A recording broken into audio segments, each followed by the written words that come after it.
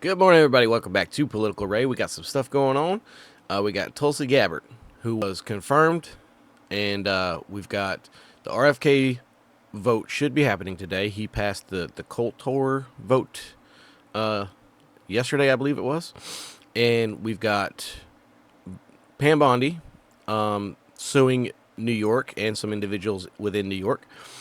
And we got Tim Pool joins Rumble Premium. So got some stuff going on. We're going to talk about a few of these things.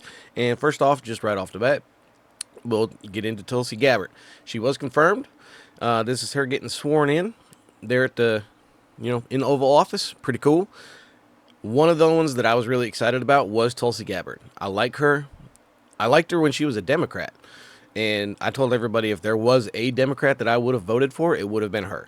I like Tulsi Gabbard. I've always liked her. She's America first. She's pro-military. She serves. She still serves in the military. Always liked her. Think this is a good choice. A lot of people think that it's not. There's a lot of rumors going around about her being a Russian asset and yada yada yada. Bunch of BS going around about that. But look, I like her. I think she's a good pick. Like I said before, the one Democrat that I would have voted for, she's not a Democrat anymore, and rightfully so. She went independent. And she went to the Republican Party. And like I said, I think she's a great pick. A lot of rumors going around about her, but don't believe everything you see on the internet. Anyway, so she was voted in, and she got, it was 52 nays, 48, or 52 yays, and 48 nays. Now, there was one Republican who voted nay against her, and it should come as no surprise, but it was Mitch McConnell. Now, this guy, look, a lot of people are like, oh, Mitch McConnell's a traitor and blah, blah, blah, and yada, yada, yada. But you know what?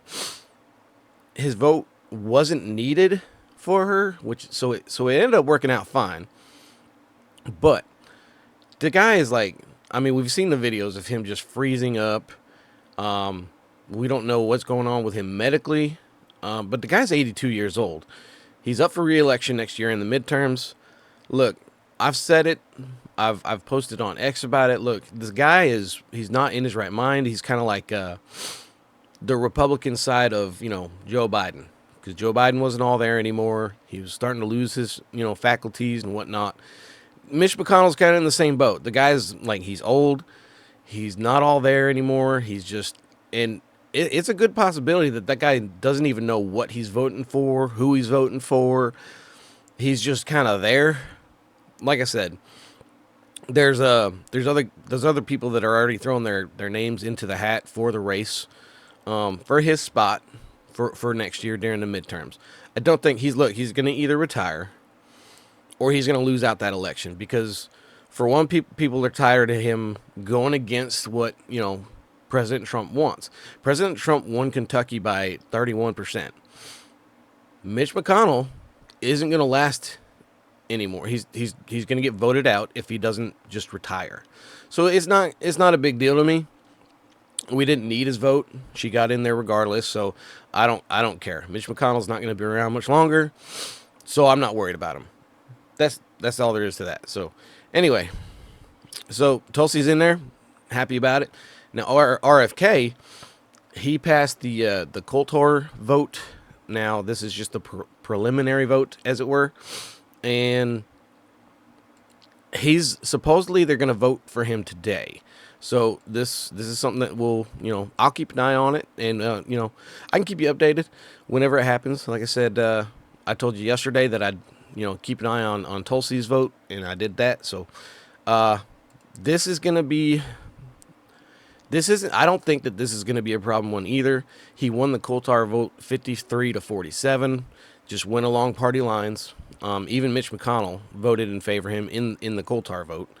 I hope I'm saying that right. I'm not sure if I am, but you can let me know. You can admonish me, whatever you want to do. I don't know if I'm saying it right or not, but anyway, for RFK Jr., it went down party lines.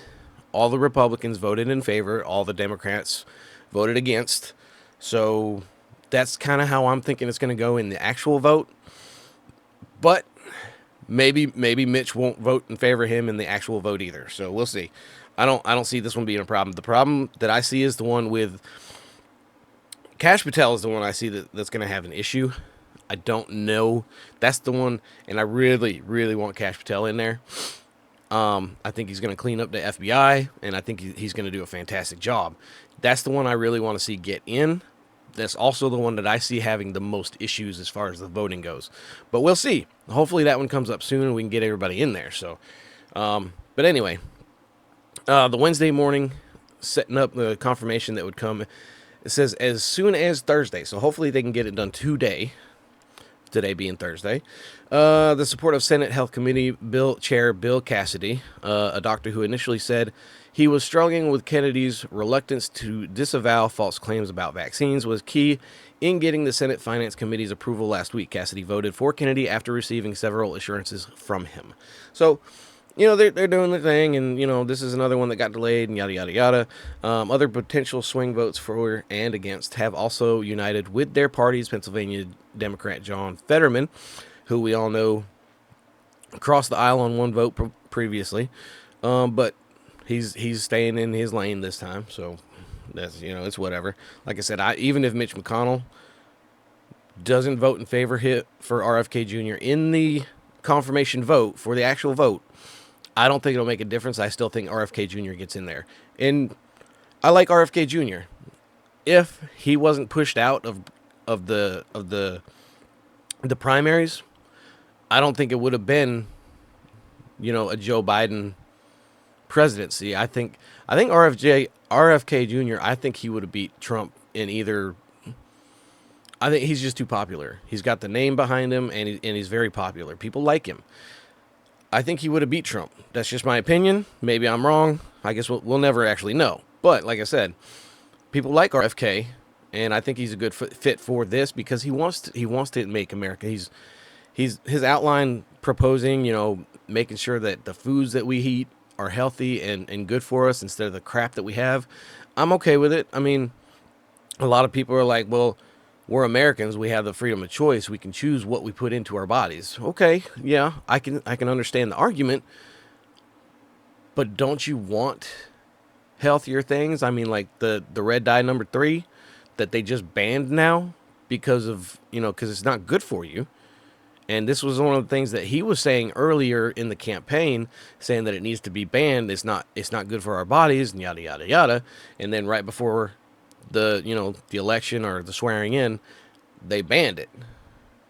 So they obviously knew that RFK was probably going to get into this role, and he was going to do it anyway. They just tried to beat him to the punch and say, look what we're doing a good thing.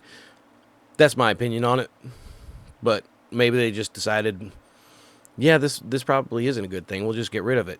Maybe that was their intention. Maybe there's no ill intent behind it at all. But I think they did it just because they figured he was going to do it and they wanted to beat him to the punch. That's just what I think, though. Anyway, so hopefully RFK Jr., hopefully they'll have that vote today and he can get confirmed and get sworn in, and we can have that done too. So Pam Bondi, she is going after New York, and there's mixed reactions with this. There's a lot of stuff that happens in New York that probably should be investigated, especially the $59 million that went to the illegal aliens to house them there in so-called luxury hotels. Now, there's reports, I said yesterday, that a lot of the luxurious hotels that they said that they were put in were actually just, run-of-the-mill ordinary apartments. Doesn't matter. It doesn't matter.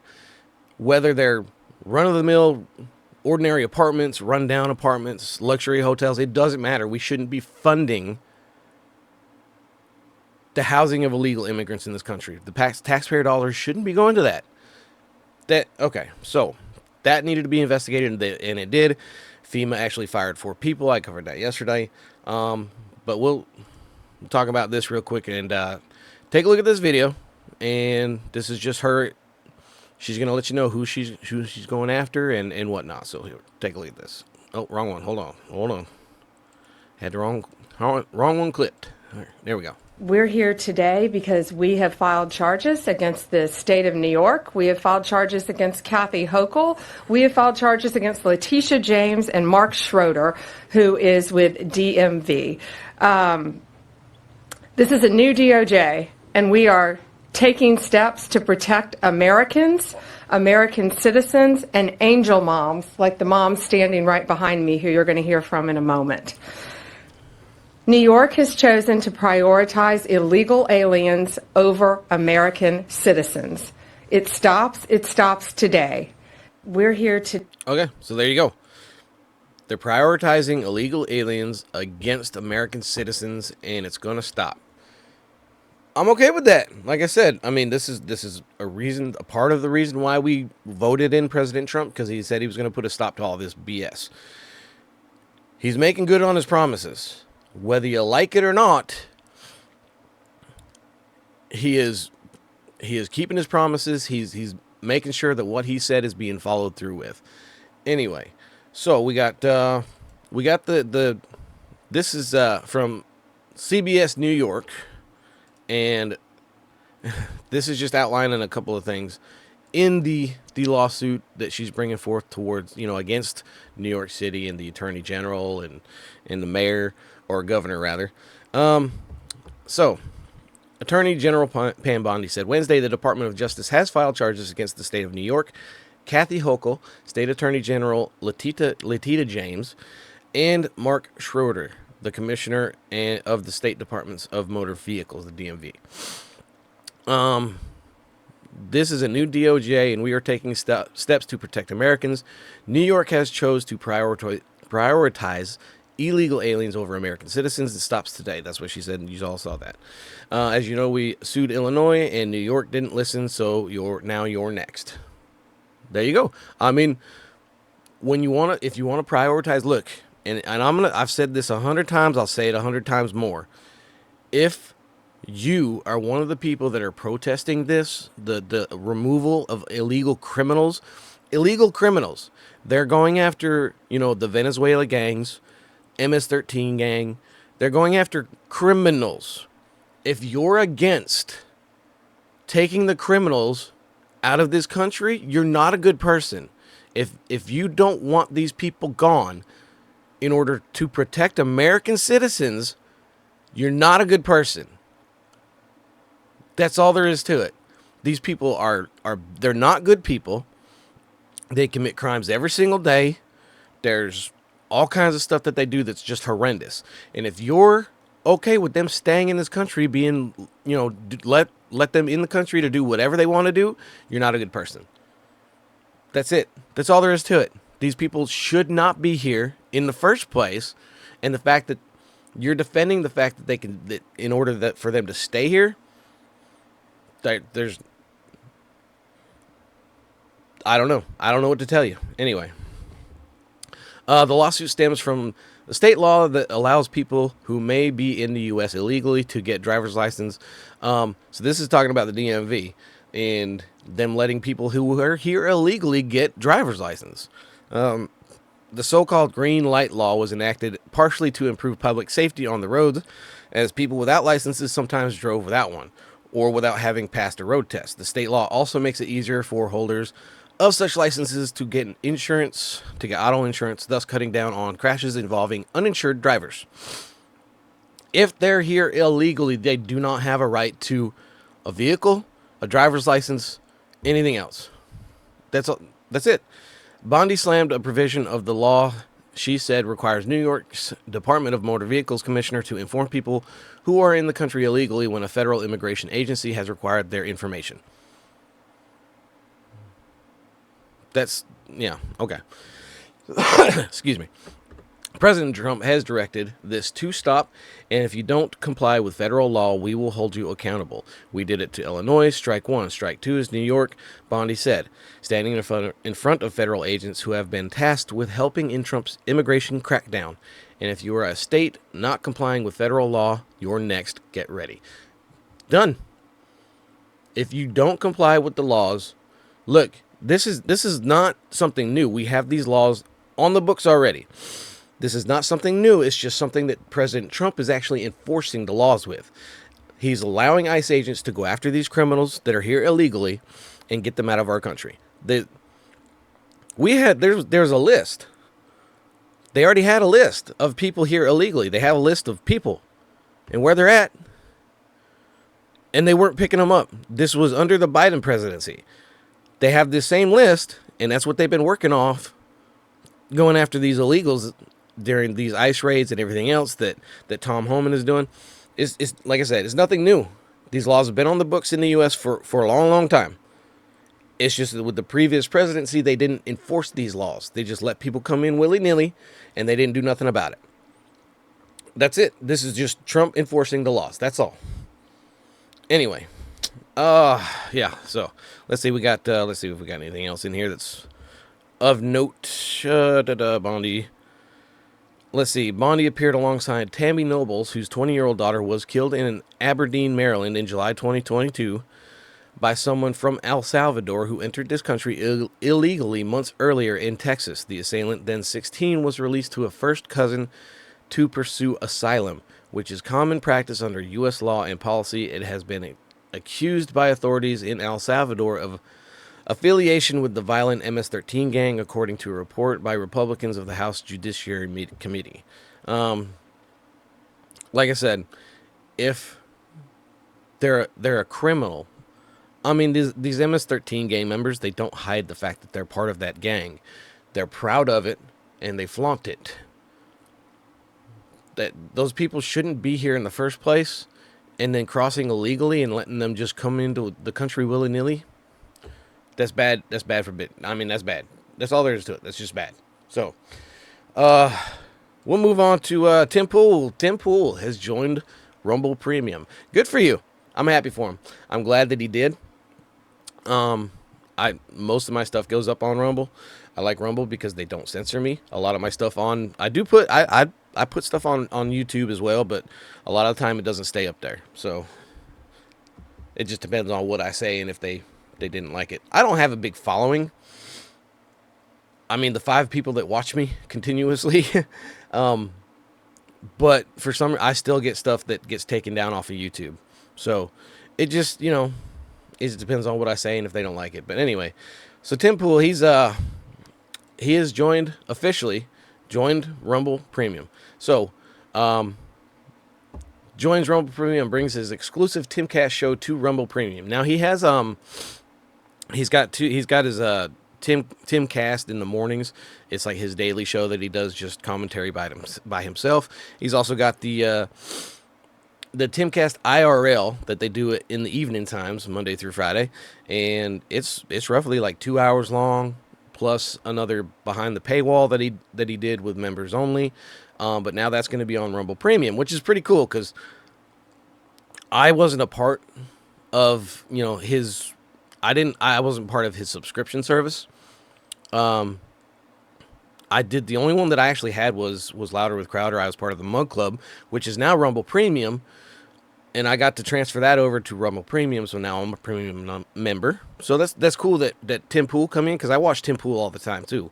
So that him coming over to Rumble Premium, I can watch his his other stuff as well as just his normal shows, which is cool because I was always curious about it. So,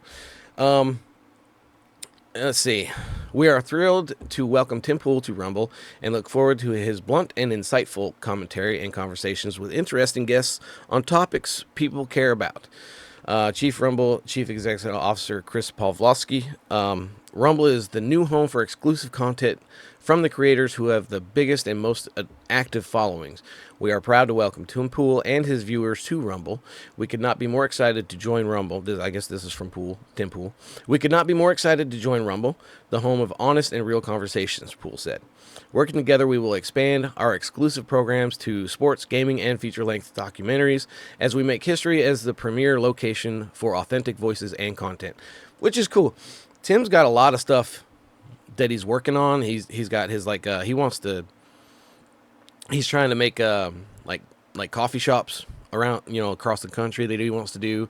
He's got he was on Louder with Crowder yesterday talking about, and he was talking about there's more content that he's trying to get put out and more's to come. So I'm excited to see what happens with that. like I said, I'm a fan of Tim Pool. I like what he puts out, and I like the guests that he has really good guests on. Sometimes they're kind of just whatever, but they have interesting conversations. I like watching them. So I'm glad that he's part of Rumble Premium now. I can watch more of his content. I'm excited for it. Anyway, Pool is bringing a variety of his products to Rumble, including timcast.com content, which will be available exclusively to Rumble Premium subscribers or to those who are already Timcast members.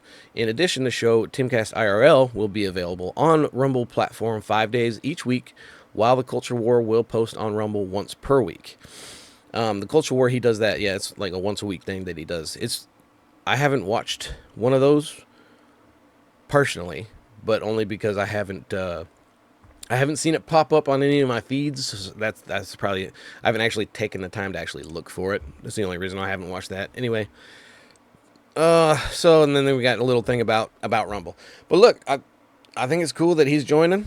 Like I said, I'm excited to have him on there.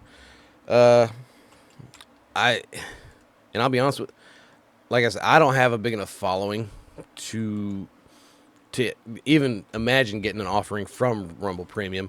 Like I said, my 5 watchers that I have that watch me, every time I put up a video. But maybe one day, we'll see. Keep putting out some content, and maybe I'll get big enough and I can buy a better space and whatnot. But anyway, that's all I got. Appreciate you hanging out through my ramblings. If you like what you saw, rather, you can follow me on YouTube and you subscribe on YouTube. You can follow me on Rumble. Rumble's where I put most of my stuff up, and you can also follow me on X at The Political Ray. And I hope y'all have a great day, and God bless.